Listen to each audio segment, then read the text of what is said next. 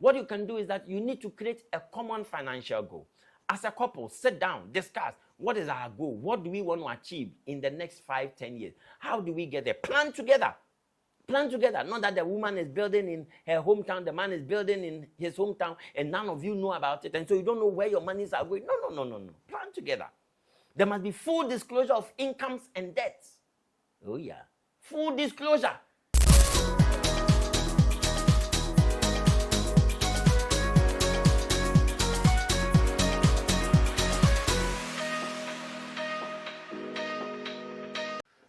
Bless the Lord, O my soul, and all that is within me. Bless his holy name.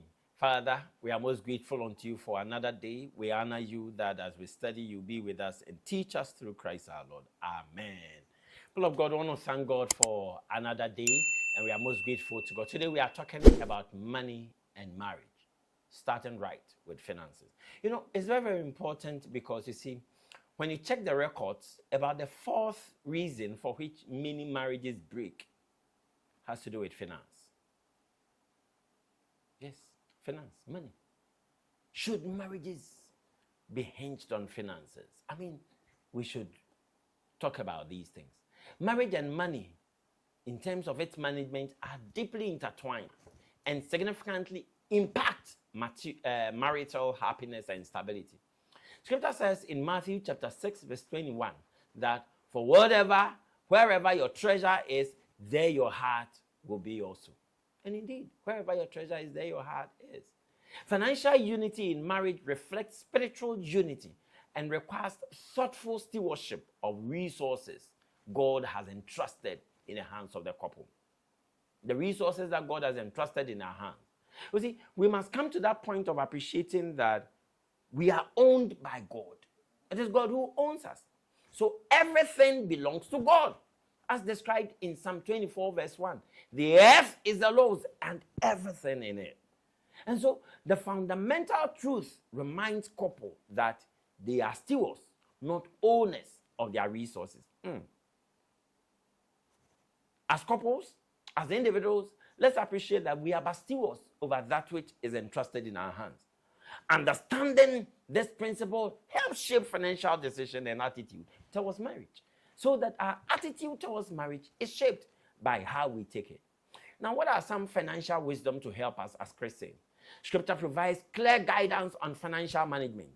For us as wise people, we are supposed to store our food and olive oil. We are supposed to put money together. Savings is an important venture to undertake. In Proverbs chapter 22, verse 7, Scripture says that the borrower is slave to the lender. That's deep. The borrower is slave to the lender. So whoever you are borrowing money from, you become a slave to that person. Yes, because what he tells you, you have to do other than that. So you know that as couples, we should manage our finances well so that we don't get into debt. These principles emphasize the importance of saving and avoiding unnecessary debt. It is very essential. There are some common financial challenges that couples go through. Many couples are faced with financial difficulties that strain their relationship. You see, different spending habits and priorities affect marriages. Hidden debt or expenses. He's in debt, he won't say it. She's in debt, she won't say it. Borrowed everything. And this time around, because you can even borrow on your Momo, people have borrowed so much. When you are sending text, you are sending them Momo, they tell you, oh, let me give you another number. You see yourself? No. Debt. Because of online spending, online purchases. So people just spend online, and then they realize that they are in debt. Lack of communication about money. Couple who do not talk about money. It doesn't help. Conflicting financial goals.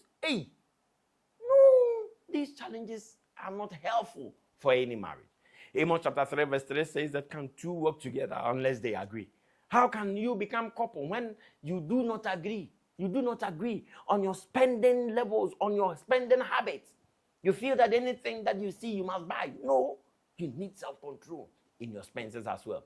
Key principles for financial unity. Joint financial planning is very important. So how do we achieve this? Proverbs chapter 15, verse 22 says that plans fail for lack of counsel. Plans fail for lack of counsel. This verse highlights the importance of working together and, of course, getting advice from other persons, just so that you can carry through. And so, see, what you can do is that you need to create a common financial goal. As a couple, sit down, discuss what is our goal, what do we want to achieve in the next 5-10 years, how do we get there? Plan together. Plan together. Not that the woman is building in her hometown, the man is building in his hometown, and none of you know about it, and so you don't know where your monies are going. No. Plan together. There must be full disclosure of incomes and debts. Oh yeah. Full disclosure. Tell your wife that I earn 20,000 Ghana cedi. I earn 5,000 Ghana cedi. Tell her. Tell your husband that, hey, I have 200 cedis on my Momo. Tell it. Full disclosure. It helps for trust. And regular financial discussion helps. Regularly talk about finances. How are you doing? How are things going? Blah, blah, blah, blah. And no hidden account or spendings. People have secret accounts even when they are in marriage. No, it doesn't help at all. And then again, you must learn to manage debt.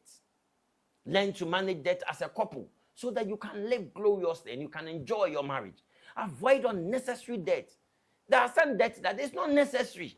It's not necessary that you go and give a pledge for something you know you cannot pay for. It's not necessary that we are buying cloth and there is a funeral and we are buying cloth. Then you also go and pledge. No.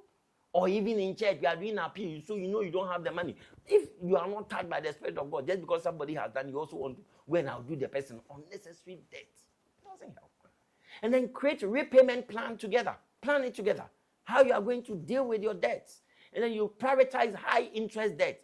When you have high interest, debts that are taking a lot of interest, you prioritize that so that you clear that quickly. Then you can deal with other things. Support each other's effort. Yes, support each other's effort. Every one of us are going through certain situations. Support our effort, and we shall do well. Financial unity strengthens marriage when couples work together as faithful stewards of God's resources. And that is key. When couples work together as faithful stewards, through regular communication, shared goals, and biblical principles, couples can build strong financial foundations that honor and support their marriage. And so, see, Matthew chapter 6, verse 33 is point spot on. But seek ye first the kingdom of God and his righteousness, and all these things will be added unto you. And so, seek first God's righteousness. And I pray that in this month and the rest of your life, your marriage will see increase. Your marriage will see abundance. Your hands shall prosper you, and your hands shall bring you joy. Your finances shall increase. Your expenses shall decrease by your good managerial skills that you are going to take on, by the self-control that you are going to take. Oh, your income shall increase. You shall find joy and peace in your marriage because God is with you. God bless you, and the Lord lift his name upon you. May this week be blessed. And you know, February is speeding. So we are also speeding with February. God bless you. And I'll see you next time. And don't forget to share, like, and subscribe, and give a comment. And I'll see you next week. Bye.